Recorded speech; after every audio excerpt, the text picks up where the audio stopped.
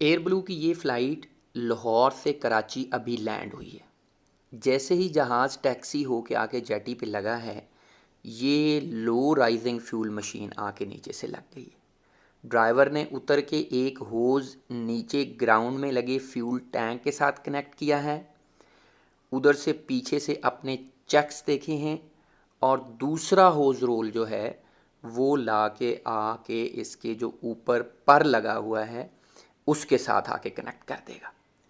तो इस तरह से जहाज़ के अंदर रीफ्यूलिंग शुरू हो जाएगी। ये देखें, ये दूसरा होज़ रील जो है वो वहाँ से निकाल रहा है और ये निकाल के एक ट्रॉली ये लेके आते हैं जो इसके मशीन के साथ पीछे बंधी होती है।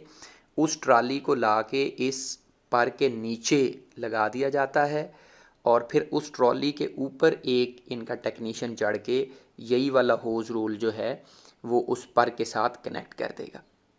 जैसा कि आप यहाँ पे देख सकते हैं कि वो एक बंदा उसके ऊपर चढ़ा हुआ है और वो चढ़ के इसको होज़ रोल को, दूसरा वो जो ड्राइवर है वो उसकी हेल्प कर रहा है और उस रील को, वो रोल को जहाज़ के पर के नीचे से कनेक्ट कर रहा है। जैसे ही वहाँ से उसका जंपर उसमें लग गया है तो ये अब नीचे उतर आया है और जहाज़ में रीफ्यूलिंग शुरू हो गई है। सेकेंडली, आपकी कार वाला फ्यूल जहाज़ में इस्तेमाल नहीं हो सकता। जैसे आपके कार की फ्यूल की कैटेगरीज़ हैं, सिंपल पेट्रोल, हाई ऑक्टेन जिसको आप 92 रॉन, 95 रॉन, 97 रॉन बोलते हैं, बिल्कुल इसी तरह से जो फ्यूल जहाज़ों में इस्तेमाल होता है उसको जेट फ्यूल कहते हैं और उसकी भी दो टाइप्स हैं, जेट फ्यूल ए और fuel B.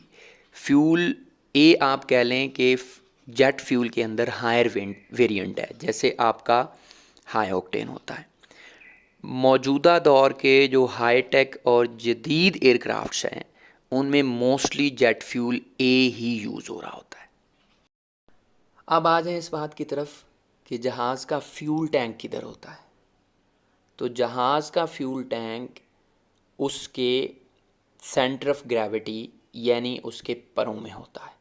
Major fuel tank जो है वो जहाज़ की बॉडी से शुरू होके लेफ़्ट और राइट जो उसके दोनों विंग्स होते हैं उसके अंदर होता है।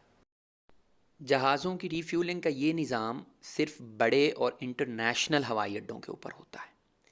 इस निज़ाम में नीचे ही फ्यूल टैंक मौजूद होता है जेटीज़ के, और जो टैंकर आता है उसके ऊपर सिर्फ और सिर्फ मशीन लगी होती है। जबकि जो छोटे एयरपोर्ट्स होते हैं उसके ऊपर बाकायदा टैंकर आता है जिसके अंदर फ्यूल स्टोर्ड होता है और उसी के साथ मशीन लगी होती है और वो उसी तरह से नीचे से विंग्स के साथ पाइप लगा के तो उसको रीफ्यूल करते हैं। ये क्योंकि कराची का या लाहौर के बड़े इंटरनेशनल टर्मिनल्स हैं और टाइम बहुत कम होता है, तो हर जो जेटी है उसके नीचे उन्होंने पाइपलाइन बिछाई हुई है, क्योंकि यहाँ पे मल्टीपल प्लेन्स आके लगे होते हैं और एक प्लेन का, कमर्शियल प्लेन का जो ग्राउंड टाइम होता है वो ऑलमोस्ट आधे घंटे से लेके 1 घंटा होता है। तो अगर बाय टैंकर वहाँ पे करें तो हो सकता है ज़्यादा जहाज़ लगने की सूरत में एक जहाज़ की रीफ्यूलिंग पे ज़्यादा टाइम लग जाए और दूसरे की डिपार्चर में लेट ना हो जाए। इस वजह से हर जेटी के नीचे उन्होंने उसी तरह से ऑयल पाइपलाइन लगाई होती है, जैसा कि उसने पहला पाइप निकाल के उसके अंदर लगाया है, दूसरा प्लेन के साथ कनेक्ट किया है और रीफ्यूलिंग पीछे से मशीन ऑन हो गई।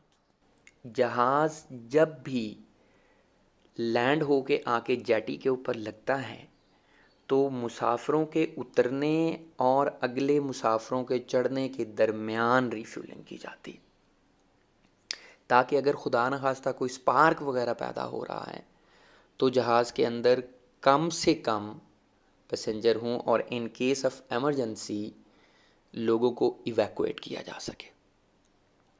जिस तैयारे में इस वक्त हम बैठे हैं ये A321 वेरिएंट है। A320 फैमिली इसको कहते हैं और इसका जो जदीद तरीन तैयारा है जिसको A330 कहते हैं उसकी प्राइस तकरीबन 25 करोड़ डॉलर्स है, जो एक हिसाब से 25 अरब 7 लाख पाकिस्तानी रुपया बनते हैं। इस जदीद तैयारे के टैंक के अंदर तकरीबन 97,000 लीटर ईंधन की गुंजाइश होती है और इस ईंधन की कुल कॉस्ट तकरीबन 1 करोड़ 77 लाख रुपए है। ये जदीद तैयारे पुराने तैयारों से, पुरानी टेक्नोलॉजी से तकरीबन 30% कम ईंधन खर्च करते हैं। एक तैयारा जब रीफ्यूल होके मुसाफिरों को बिठा के रनवे से टेक ऑफ करता है तो उस वक्त उसका वज़न तकरीबन 230 टन के करीब होता है।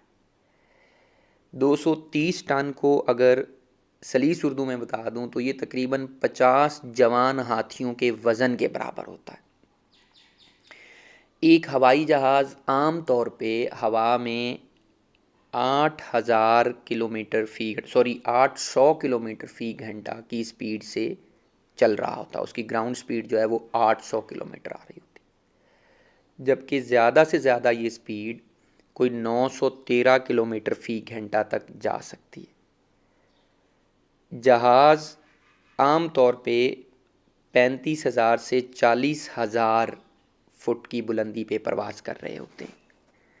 ये बड़े जहाज़ों की बात हो रही है। जो छोटे जहाज़ हैं, ATRs हैं, वो तकरीबन 15,000 फुट की बुलंदी पे परवाज़ कर रहे थे। जिस तैयारे में हम आए हैं ये तकरीबन 39,000 फुट की बुलंदी पे परवाज़ करके लाहौर से कराची पहुंचा है।